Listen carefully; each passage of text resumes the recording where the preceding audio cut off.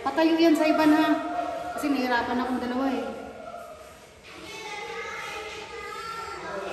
Buti lumapit sa akin. Sabi niya, kamukha ko to. Wait, monkey. Bira lang to. Sa ibang bansa. 14 to. 1 minute pa tapos i-zoom mo, ilapit mo, medyo ilayo. Ito, sama niya to. Okay na. Hindi mo ba na pwesto? Tignan mo yung puwet dito sa cellphone ko, te.